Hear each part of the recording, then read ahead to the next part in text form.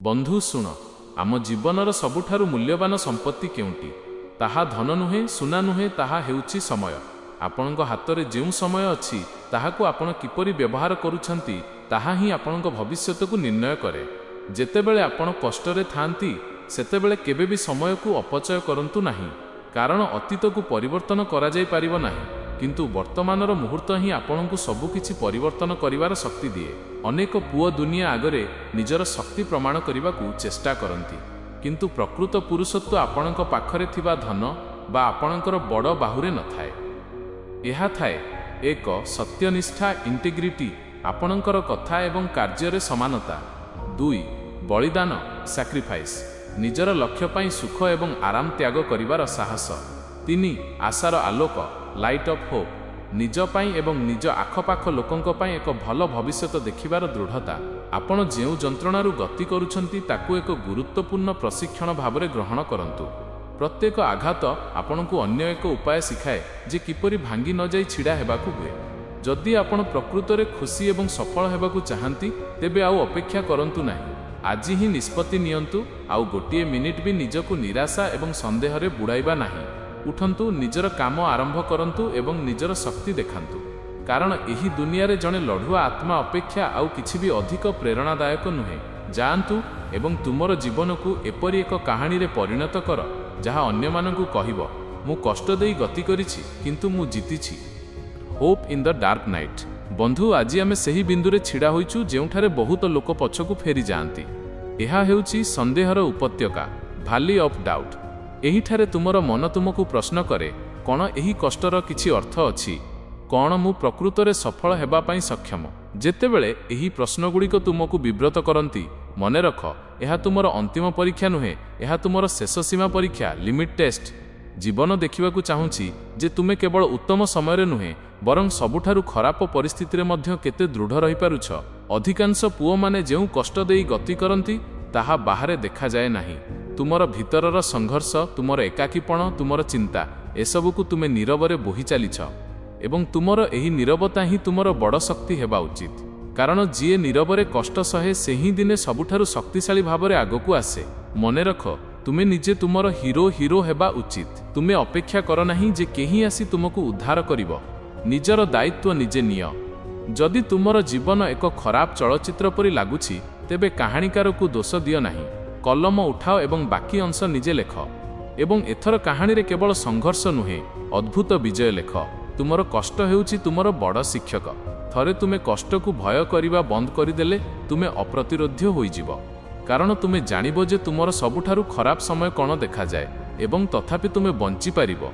तुमर जीवनर मूल्य तुमर संघर्षर गभीरता द्वारा मपा जाए, तुमर सहजता द्वारा नुहे। तेणु आशा हराओ नाही। जदि आजिर दिन कठिन तेबे उठ एवं पुनर्बार आरंभ कर। तुमर लक्ष्य अछि, तुमर शक्ति अछि एवं तुमर भितरे सेही अग्नि अछि जहा केबे लिभिबो नाही। एही अग्नि को व्यवहार कर एवं आगकू बढ़। वर्तमान जाओ एवं प्रमाण कर जे तुमर कहानी एपर्यंत समाप्त होई नाही, एहा केवल आरंभ होईछि।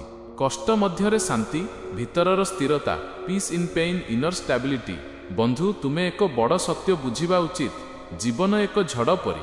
कष्ट, विफलता एवं निराशा एही झड़र अंश।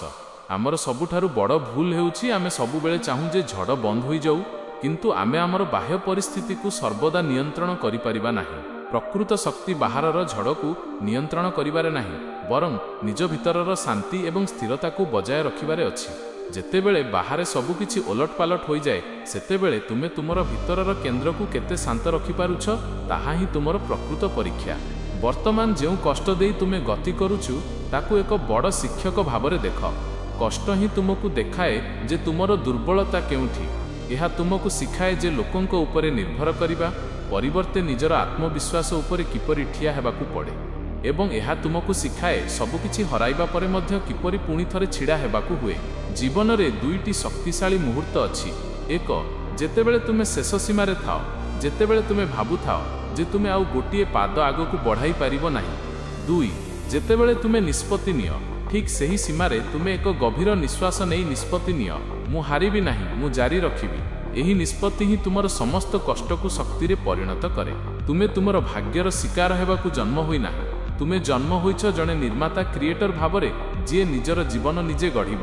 ତୁମର କାହାଣୀରେ ଅନେକ ଦୁଃଖର ଅଧ୍ୟାୟ ଥାଇପାରେ, କିନ୍ତୁ ଶେଷ ଅଧ୍ୟାୟ କ'ଣ ହେବ ତାହା ଲେଖିବାର କ୍ଷମତା କେବଳ ତୁମ ପାଖରେ ଅଛି। ତେଣୁ ଆଜିଠାରୁ ଯେତେବେଳେ ବି କଷ୍ଟ ଆସେ ହସିଦିଅ, କାରଣ ତୁମେ ଜାଣିଛ ଯେ ଏହା ତୁମର ଦୁର୍ବଳତା ନୁହେଁ, ବରଂ ତୁମର ନୂତନ ଶକ୍ତିର ଆଗମନୀ ବାର୍ତ୍ତା। ନିଜ ଭିତରର ଶାନ୍ତିକୁ ଖୋଜ, ଲକ୍ଷ୍ୟ ସ୍ଥିର କର ଏବଂ ଅପ୍ରତିରୋଧ୍ୟ ହୋଇ ଆଗକୁ ବଢ଼। ତୁମେ ଏକ ବୃହତ୍ତର ପ୍ରଶ୍ନର ସାମ୍ନା କରୁଛ। ଏହି ଯନ୍ତ୍ରଣା, ଏହି ଚାପ, ଏହି ଅସନ୍ତୋଷ, ଏହା କାହିଁକି? ଏହା ତୁମକୁ ଶେଷ କରିବାକୁ ଆସିନାହିଁ। ଏହା ଆସିଛି ତୁମର ମାନବିକ ସୀମାକୁ ପୁନଃ ପରିଭାଷିତ କରିବା ପାଇଁ। ଆମ ସଂସ୍କୃତିରେ ପୁଅମାନଙ୍କ ଉପରେ ଏକ ଅଦୃଶ୍ୟ ଚାପ ରହିଛି, ସବୁବେଳେ ସଫଳ ହେବା, କେବେ ବି କାହାକୁ ଦୁର୍ବଳତା ନ ଦେଖାଇବା ଏବଂ ନୀରବରେ ସବୁକିଛି ସମ୍ଭାଳିବା। ଏହି ଚାପ ବେଳେବେଳେ ଆମର ଆତ୍ମାକୁ ଭାଙ୍ଗିଦିଏ, କିନ୍ତୁ ଏହି ଭଙ୍ଗା ଖଣ୍ଡଗୁଡ଼ିକୁ ବ୍ୟବହାର କରି ଆମେ ଏକ ନୂଆ ଦୃଢ଼ ଦୁର୍ଗ ନିର୍ମାଣ କରିପାରିବା। ପ୍ରଥମେ ତୁମର କଷ୍ଟର ମାନଚିତ୍ର ତିଆରି କର। ତୁମର କଷ୍ଟକୁ ଅସ୍ୱୀକାର କର ନାହିଁ କିମ୍ବା ତାଠାରୁ ଦୌଡ଼ ନାହିଁ, ବରଂ ତୁମେ ଏହାକୁ ଭଲ ଭାବରେ ଚିହ୍ନ। ତୁମକୁ କେଉଁ କଥା ସବୁଠାରୁ ବେଶୀ ଆଘାତ ଦିଏ, କେଉଁଠାରେ ତୁମେ ଦୁର୍ବଳ ଅନୁଭବ କର, ଏହି ଦୁର୍ବଳତାଗୁଡ଼ିକୁ ଚିହ୍ନିବା ହିଁ ତୁମର ପ୍ରଥମ ବିଜୟ। ଯିଏ ନିଜର ଶତ୍ରୁକୁ ଚିହ୍ନି ନିଏ, ସେ ଯୁଦ୍ଧରେ ଅଧା ଜିତି ସାରିଥାଏ। ତୁମର ସବୁଠାରୁ ବଡ଼ ଶତ୍ରୁ ବାହାରେ ନାହିଁ, ସେ ତୁମର ଅବିଶ୍ୱାସୀ ମନ ଭିତରେ ଲୁଚି ରହିଛି। ଦ୍ୱିତୀୟରେ, କାର୍ଯ୍ୟାନୁଷ୍ଠାନ ହିଁ ଆପଣଙ୍କୁ ଆରୋଗ୍ୟ ଦେବ। Action is your cure. ଭାବନା ଏବଂ ଚିନ୍ତାଧାରା କେବଳ ଭାବନା, କିନ୍ତୁ କାର୍ଯ୍ୟାନୁଷ୍ଠାନ ଆକ୍ସନ୍ ହେଉଛି ବାସ୍ତବତାକୁ ପରିବର୍ତ୍ତନ କରିବାର ମୂଳମନ୍ତ୍ର। ଯେତେବେଳେ ତୁମେ ଅତ୍ୟନ୍ତ ଦୁଃଖରେ ଥାଅ, ତୁମେ ସେହି ଶକ୍ତିକୁ ଠିକ୍ ତୁମର ଲକ୍ଷ୍ୟ ଆଡ଼କୁ ଠେଲିଦିଅ। ତୁମର ଅଧ୍ୟୟନ, ବ୍ୟାୟାମ କିମ୍ବା ତୁମର କୌଶଳର ବିକାଶରେ ଲାଗିପଡ଼। ଏହା ଏକ ପ୍ରକାରର ଆଭ୍ୟନ୍ତରୀଣ ଯୋଗାସନ, ମେଡିଟେସନ୍ ପରି। ତୁମର ଶରୀର ଯେତେ କଠିନ ପରିଶ୍ରମ କରେ, ତୁମର ମନ ସେତେ ଶାନ୍ତ ହୁଏ। କଠିନ ପରିଶ୍ରମ କରୁଥିବା ବ୍ୟକ୍ତିର ମନରେ ସନ୍ଦେହ ପାଇଁ ସ୍ଥାନ ନଥାଏ। ତୃତୀୟରେ, ସ୍ଥିରତାକୁ ତୁମର ବ୍ରତ କର। Make consistency your vow. ବର୍ଷା କେବେ ବି ଗୋଟିଏ ଦିନରେ ବଡ଼ ନଦୀ ତିଆରି କରେ ନାହିଁ, ଏହା ଧୀରେ ଧୀରେ ଲଗାତାର ବର୍ଷିବା ଦ୍ୱାରା ହୋଇଥାଏ। ତୁମର ବ୍ୟକ୍ତିତ୍ୱ ଏବଂ ତୁମର ସାମର୍ଥ୍ୟ ମଧ୍ୟ ସେହିପରି। ତୁମର ପ୍ରତିଦିନର ଛୋଟ ଛୋଟ ଅଭ୍ୟାସ, ଡେଲି ସ୍ମଲ୍ ହ୍ୟାବିଟ୍ସ ହିଁ ତୁମର ଭବିଷ୍ୟତର ମହାନତା ନିର୍ମାଣ କରେ। ସକାଳେ 5 ମିନିଟ୍ ଧ୍ୟାନ ହେଉ କିମ୍ବା ରାତିରେ ଗୋଟିଏ ଅଧ୍ୟାୟ ପଢ଼ିବା ହେଉ, ଏହି କାମଗୁଡ଼ିକ ବଡ଼ ଲାଗିବେ ନାହିଁ, କିନ୍ତୁ 1 ବର୍ଷ ପରେ ଏହା ତୁମକୁ ସେହି ସାଧାରଣ ଲୋକଙ୍କଠାରୁ ବହୁତ ଆଗକୁ ନେଇଯିବ, ଯେଉଁମାନେ ସବୁବେଳେ ସହଜ ଜୀବନ ଖୋଜୁଛନ୍ତି। ଶେଷରେ, ତୁମେ କାହିଁକି ଏଠାରେ? Why you are here. ତୁମେ ଏହି ଦୁନିଆରେ ଜନ୍ମ ହୋଇଛ କେବଳ ଖୁସି ରହିବା ପାଇଁ ନୁହେଁ। ତୁମେ ଜନ୍ମ ହୋଇଛ ଜଣେ ସମାଧାନକାରୀ, ପ୍ରୋବ୍ଲେମ୍ ସଲ୍ଭର, ଜଣେ ନିର୍ମାତା, କ୍ରିଏଟର ଭାବରେ। ତୁମର ଯନ୍ତ୍ରଣା ତୁମକୁ ଦୟାଳୁ, ବୁଝିବା ଶକ୍ତି ଥିବା ଏବଂ ଶକ୍ତିଶାଳୀ କରିଥାଏ। ଏହି ଶକ୍ତିକୁ ନିଜ ପରିବାର, ସମାଜ ଏବଂ ଆଗାମୀ ପିଢ଼ି ପାଇଁ ବ୍ୟବହାର କର। ତୁମର ସଂଘର୍ଷର କାହାଣୀ ସେମାନଙ୍କ ପାଇଁ ଆଲୋକ ହେବା ଉଚିତ। ତେଣୁ ଆଉ ପଛକୁ ଫେର ନାହିଁ।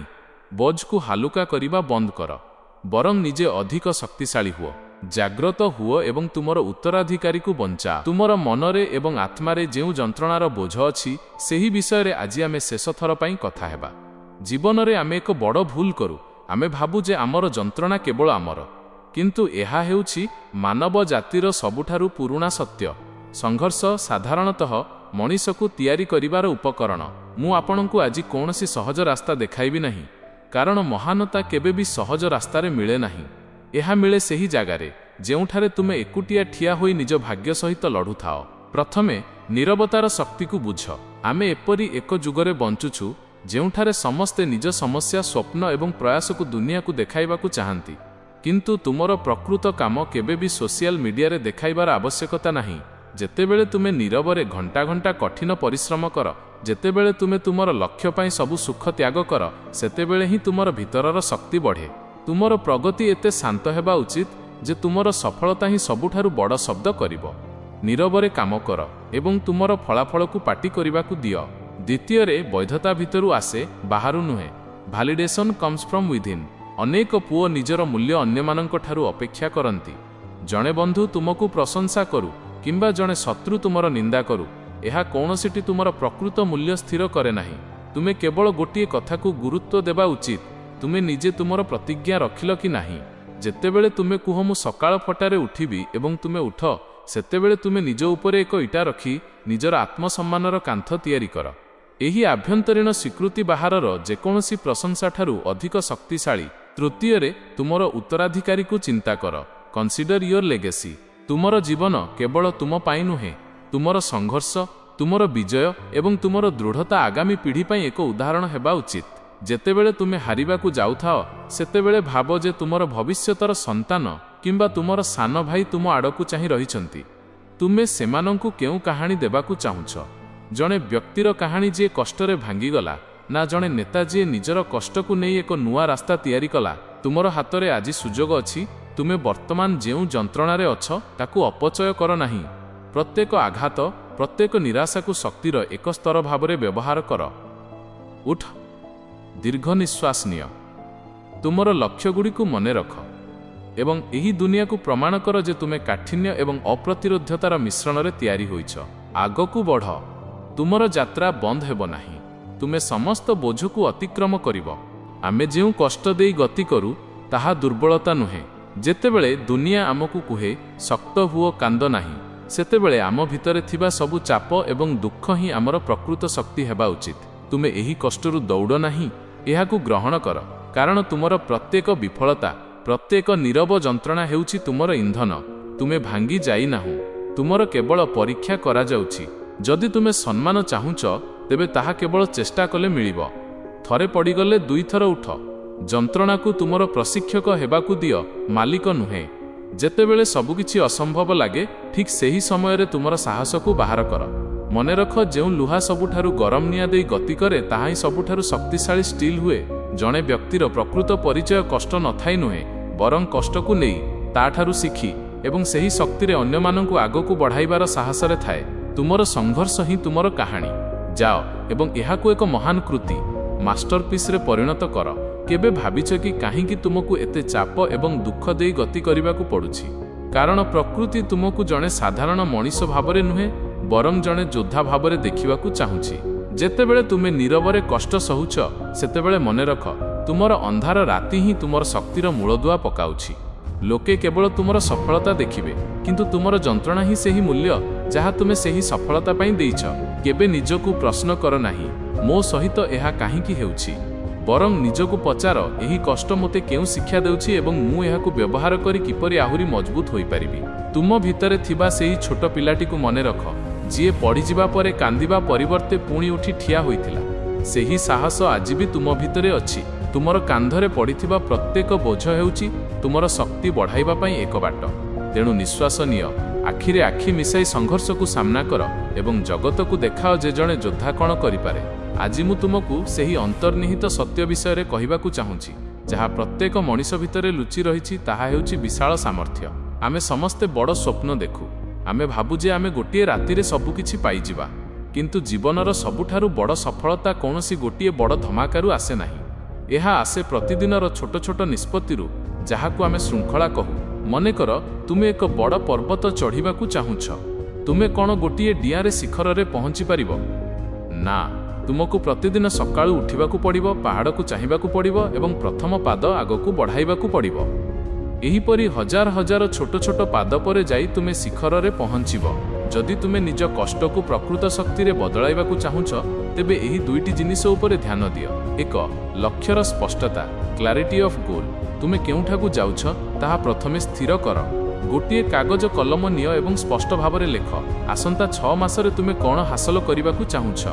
ଏହି ଲକ୍ଷ୍ୟ ତୁମର କମ୍ପାସ ହେଉ। ଯେତେବେଳେ ବି ତୁମେ ବିଭ୍ରାନ୍ତ ହେବ, ଏହାକୁ ଦେଖ। 2. ନିରନ୍ତର ଶୃଙ୍ଖଳା, ଅନୱେଭରିଂ ଡିସିପ୍ଲିନ୍। ଭାବନା, ଇମୋସନ୍ ବଦଳିପାରେ, କିନ୍ତୁ ଶୃଙ୍ଖଳା ସବୁବେଳେ ସ୍ଥିର ରୁହେ। ଯେତେବେଳେ ତୁମକୁ ଆଳସ୍ୟ ଲାଗେ, ଯେତେବେଳେ ମନ କହେ କାଲି କରିବା, ସେତେବେଳେ ହିଁ ଶୃଙ୍ଖଳା ଆପଣଙ୍କୁ ଧରି ରଖେ। ପ୍ରତିଦିନ ଲକ୍ଷ୍ୟ ଆଡ଼କୁ ଏକ ଛୋଟ କାମ କର। ଏହା ଅଧଘଣ୍ଟା ପଢ଼ିବା ହେଉ ବା 5 ମିନିଟ୍ ବ୍ୟାୟାମ। ଛୋଟ କାର୍ଯ୍ୟ କର, କିନ୍ତୁ ପ୍ରତିଦିନ କର। ମନେ ରଖ ବନ୍ଧୁ, ସବୁଠାରୁ ବଡ଼ କ୍ଷତି ହେଉଛି ଜୀବନର ଶେଷରେ ଜାଣିବା ଯେ ଆମେ ଆମ ଭିତରେ ଥିବା ସାମର୍ଥ୍ୟର କେବଳ ଅଳ୍ପ ଅଂଶ ବ୍ୟବହାର କରିଛୁ। ବର୍ତ୍ତମାନ ସମୟ ଆସିଛି ନିଜ ଉପରେ ବିଶ୍ୱାସ କରିବାକୁ। ଲକ୍ଷ୍ୟ ସ୍ଥିର କର, ନିଜର ନିୟମ ତିଆରି କର ଏବଂ ଆଗକୁ ବଢ଼। କାରଣ ଆମର ଯନ୍ତ୍ରଣା ଆମକୁ ଆମର ସାମର୍ଥ୍ୟର ସ୍ମରଣ କରାଇଥାଏ। ତୁମ ଭିତରେ ଦୁନିଆ ବଦଳାଇବାର ଶକ୍ତି ଅଛି। ଉଠ ଏବଂ ତାହା କର। ତୁମେ ଆଜି ଯେଉଁ ସଂଘର୍ଷ ଦେଇ ଗତି କରୁଛ, ତାହା କେବଳ ତୁମର ନୁହେଁ। ଏହି ଦୁନିଆରେ ପ୍ରତ୍ୟେକ ମହାନ ବ୍ୟକ୍ତି ନିଜ ଭିତରର ଏକ ଅଦୃଶ୍ୟ ଯୁଦ୍ଧକ୍ଷେତ୍ର ଦେଇ ଯାଇଛନ୍ତି। ଆମ ଭିତରର କ୍ଳାନ୍ତି, ସନ୍ଦେହ ଏବଂ ପଛରେ ପକାଇଥିବା ଦୁଃଖ, ଏସବୁ ହେଉଛି ଆମ ଜୀବନର ସବୁଠାରୁ ଉଚ୍ଚ ପାହାଡ଼। ତୁମେ ଏହି କଷ୍ଟକୁ କେବେ ହେଲେ ହାଲୁକା ଭାବରେ ନିଅ ନାହିଁ। ଏହା ହେଉଛି ପ୍ରକୃତ ଶିକ୍ଷକ, ଯିଏ ତୁମକୁ ଦେଖାଉଛି ତୁମର ମୂଲ୍ୟ କେତେ। ଯେତେବେଳେ ଜୀବନ ତୁମକୁ ଆଣ୍ଠୁ ମାଡ଼ି ବସିବାକୁ ବାଧ୍ୟ କରେ ସେତେବେଳେ ତୁମର ମେରୁଦଣ୍ଡ ଭାଙ୍ଗିବା ଉଚିତ ନୁହେଁ, ବରଂ ତୁମର ସ୍ଥିରତା ଏବଂ ଦୃଢ଼ତା ବଢ଼ିବା ଉଚିତ। ଅନେକ ସମୟରେ ଲୋକେ ଆମକୁ କୁହନ୍ତି ତୁମେ ବଦଳି ଯାଅ କିମ୍ବା ତୁମେ ଆହୁରି ଭଲ ହୋଇପାରିବ, କିନ୍ତୁ ପ୍ରକୃତ ପରିବର୍ତ୍ତନ ବାହାରୁ ଆସେ ନାହିଁ, ଏହା ଆସେ ଆତ୍ମସମ୍ମାନ ସେଲ୍ଫ ରେସ୍ପେକ୍ଟରୁ। ଯେତେବେଳେ ତୁମେ ନିଜକୁ ନୀରବରେ ପ୍ରତିଜ୍ଞା କର ଯେ ମୁଁ ଆଉ ସେହି ବ୍ୟକ୍ତି ହେବି ନାହିଁ ଯିଏ ସହଜରେ ହାର ମାନିଯାଏ, ମୁଁ ଆଉ ସେହି ସମୟ ନଷ୍ଟ କରିବି ନାହିଁ, ମୁଁ ଯେଉଁ କଥା କହୁଛି ତାହା କରି ଦେଖାଇବି, ସେହି ମୁହୂର୍ତ୍ତରେ ତୁମେ ଆଉ କାହାକୁ ପ୍ରମାଣ କରିବା ପାଇଁ ବଞ୍ଚୁ ନାହିଁ। ତୁମେ କେବଳ ନିଜ ପାଇଁ, ନିଜର ଆତ୍ମା ପାଇଁ ଯୁଦ୍ଧ କରୁଛ। ତୁମେ ଜୀବନରେ କେତେ ଧନ ରୋଜଗାର କଲ ତାହା ଗୁରୁତ୍ୱପୂର୍ଣ୍ଣ ନୁହେଁ। ଗୁରୁତ୍ୱପୂର୍ଣ୍ଣ ହେଉଛି ଯେତେବେଳେ ତୁମେ ଦର୍ପଣରେ ନିଜକୁ ଦେଖ ସେତେବେଳେ ତୁମର ଆତ୍ମା କ'ଣ କହୁଛି, ମୁଁ ମୋର ସବୁଠାରୁ ଭଲ ଚେଷ୍ଟା କରିଛି ଏବଂ ମୁଁ କେବେ ପଳାୟନ କରିନାହିଁ। ଜୀବନରେ ଆମକୁ ଅନେକ ଦୁଃଖ, ଦୁଶ୍ଚିନ୍ତା ଏବଂ ସମ୍ପର୍କରୁ ଆଘାତ ମିଳେ। ଏହା ଏକ ପଥର ପରି ଯାହା ଆମେ ଆମର ବ୍ୟାଗ୍ରେ ବୋହିଥାଉ। ଅଧିକାଂଶ ଲୋକ ଏହି ବୋଝକୁ ନେଇ ଆଗକୁ ବଢ଼ିପାରନ୍ତି ନାହିଁ, କିନ୍ତୁ ଯୋଦ୍ଧାମାନେ ସେହି ପଥରକୁ ବାହାର କରନ୍ତି ଏବଂ ତାକୁ ବ୍ୟବହାର କରି ନିଜର ଅସ୍ତ୍ର ତିଆରି କରନ୍ତି। ସେମାନେ ନିଜର ଅତୀତକୁ ପଛରେ ପକାଇ ସେଥିରୁ ଶିକ୍ଷା ନେଇ ଆହୁରି ଶାଣିତ ହୁଅନ୍ତି। ତୁମର କାହାଣୀ ସରି ନାହିଁ। ଯେତେ କଷ୍ଟ ଆସୁ ପଛେ ନିଜର ସାହସକୁ ହରାଅ ନାହିଁ। ପ୍ରତିଦିନ ନିଜ ଲକ୍ଷ୍ୟ ଆଡ଼କୁ ଅଳ୍ପ ଅଳ୍ପ କରି ଆଗକୁ ବଢ଼। ଶୃଙ୍ଖଳା ସହିତ କାମ କର, କାରଣ ଏହି ଦୁନିଆରେ ତୁମେ ଏକମାତ୍ର ବ୍ୟକ୍ତି ଯିଏ ନିଜର ଜୀବନକୁ ଏକ ମହାନ କୃତିରେ ପରିଣତ କରିପାରିବ। ତୁମର ସମୟ ଏବେ ଆରମ୍ଭ ହେଉଛି। ଉଠ ଏବଂ ତୁମର ନୀରବ ଶକ୍ତିକୁ ଦୁନିଆକୁ ଦେଖାଅ। ତୁମେ ଏହି କଥାକୁ ଧୀରେ ଧୀରେ ଗଭୀର ଭାବରେ ବୁଝିବା ଉଚିତ ଯେ ଯନ୍ତ୍ରଣା ଆମର ଶତ୍ରୁ ନୁହେଁ।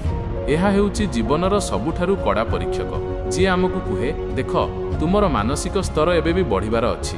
ଦୁନିଆରେ ଦୁଇ ପ୍ରକାରର ଲୋକ ଅଛନ୍ତି, ଯେଉଁମାନେ ପରିସ୍ଥିତିକୁ ଦୋଷ ଦିଅନ୍ତି ଏବଂ ଯେଉଁମାନେ କୁହନ୍ତି ଏହା ମୋର ଦାୟିତ୍ୱ, ଇଟ୍ସ ମାଇ ରେସ୍ପନ୍ସିବିଲିଟି।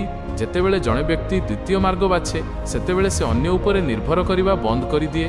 ସେ ଜାଣେ ଯେ ତାର ସୁଖ, ତାର ସଫଳତା ଏବଂ ତାର ଭବିଷ୍ୟତର ମୂଳଚାବି ଅନ୍ୟ କାହା ହାତରେ ନାହିଁ, ଏହା ତାର ନିଜ ହାତରେ ଅଛି।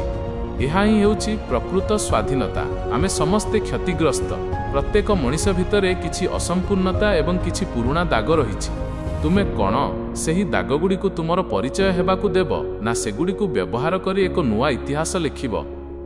ମନେ ରଖ, ତୁମର ଅତୀତ କେବଳ ଏକ କାହାଣୀ, କିନ୍ତୁ ତୁମର ଭବିଷ୍ୟତ ହେଉଛି ତୁମର ପସନ୍ଦ। Your future is your choice. ଯେତେବେଳେ ତୁମେ ଏହି କଷ୍ଟକୁ ନିଜର ବୋଲି ଗ୍ରହଣ କର ସେତେବେଳେ ତୁମେ ନିଜକୁ କହ ମୁଁ ପଡ଼ିଲି କିନ୍ତୁ ମୁଁ ଦୌଡ଼ିବା ଶିଖିବି, ମୁଁ ହାରିଗଲି କିନ୍ତୁ ମୁଁ ପୁଣି ଥରେ ଛିଡ଼ା ହେବି। ଏହି ପଥର ମୋତେ ରୋକିପାରିବ ନାହିଁ, ଏହା ମୋତେ ଆହୁରି ମଜବୁତ କରିବ। ଜଣେ ବଡ଼ ମଣିଷ ଗୋଟିଏ ଦିନରେ ତିଆରି ହୁଏ ନାହିଁ, ଏହାକୁ ବର୍ଷ ବର୍ଷ ଧରି ଛୋଟ ଛୋଟ ବିଜୟ ଦ୍ୱାରା ନିର୍ମାଣ କରିବାକୁ ପଡ଼େ। ଶୃଙ୍ଖଳା ହେଉଛି ସେହି ସେତୁ ଯାହା ତୁମର ବର୍ତ୍ତମାନର ସଂଘର୍ଷକୁ ତୁମର ଇଚ୍ଛିତ ଭବିଷ୍ୟତ ସହିତ ଯୋଡ଼ିଥାଏ। ତେଣୁ ଆଜିଠାରୁ କେବଳ ବଡ଼ ବଡ଼ କଥା କହିବା ବନ୍ଦ କର, କାମରେ ଲାଗିଯା। ତୁମର ସମୟର ମୂଲ୍ୟ ବୁଝ। ତୁମର ଲକ୍ଷ୍ୟ ପାଇଁ କାମ କରିବା ଆରମ୍ଭ କର ସେହି ସମୟରେ ଯେତେବେଳେ ଅନ୍ୟମାନେ ଶୋଇଛନ୍ତି ବା ମଜା କରୁଛନ୍ତି। ତୁମ ଭିତରେ ଏକ ଶକ୍ତିଶାଳୀ ବ୍ୟକ୍ତିତ୍ୱ ଅପେକ୍ଷା କରିଛି ଯିଏ ପରାଜୟ ଜାଣେ ନାହିଁ। ତୁମେ ବର୍ତ୍ତମାନ ଯେଉଁ ଯନ୍ତ୍ରଣାରେ ଅଛ ତାହା ହିଁ ସେହି ବ୍ୟକ୍ତିତ୍ୱକୁ ବାହାର କରିବାର ପ୍ରକ୍ରିୟା। ନିଆଁରୁ ବାହାରିଥିବା ଫିନିକ୍ସ ପକ୍ଷୀ ଫିନିକ୍ସ ପରି ତୁମେ ନିଜର ଦୁଃଖର ପାଉଁଶରୁ ପୁଣି ଜୀବନ ଆରମ୍ଭ କରିପାରିବ। ଉଠ, ପୁରୁଣା କାହାଣୀକୁ ଫିଙ୍ଗି ଦିଅ, ନିଜ କାମକୁ ପୂଜା କର ଏବଂ ନିଜକୁ ପ୍ରମାଣ କର ଯେ ତୁମେ କେବଳ ବଞ୍ଚିବା ପାଇଁ ଆସିନାହୁଁ, ତୁମେ ଏହି ଦୁନିଆରେ କିଛି ମହାନ କରି ଦେଖାଇବା ପାଇଁ ଆସିଛ। ତୁମର ମନରେ ଏବଂ ଆତ୍ମାରେ ଯେଉଁ ଯନ୍ତ୍ରଣାର ବୋଝ ଅଛି ସେହି ବିଷୟରେ ଆଜି ଆମେ ଶେଷ ଥର ପାଇଁ କଥା ହେବା। ଜୀବନରେ ଆମେ ଏକ ବଡ଼ ଭୁଲ କରୁ। ଆମେ ଭାବୁ ଯେ ଆମର ଯନ୍ତ୍ରଣା କେବଳ ଆମର, କିନ୍ତୁ ଏହା ହେଉଛି ମାନବ ଜାତିର ସବୁଠାରୁ ପୁରୁଣା ସତ୍ୟ। ସଂଘର୍ଷ ସାଧାରଣତଃ ମଣିଷକୁ ତିଆରି କରିବାର ଉପକରଣ। ମୁଁ ଆପଣଙ୍କୁ ଆଜି କୌଣସି ସହଜ ରାସ୍ତା ଦେଖାଇବି ନାହିଁ, କାରଣ ମହାନତା କେବେ ବି ସହଜ ରାସ୍ତାରେ ମିଳେ ନାହିଁ। ଏହା ମିଳେ ସେହି ଜାଗାରେ ଯେଉଁଠାରେ ତୁମେ ଏକୁଟିଆ ଠିଆ ହୋଇ ନିଜ ଭାଗ୍ୟ ସହିତ ଲଢ଼ୁଥାଅ।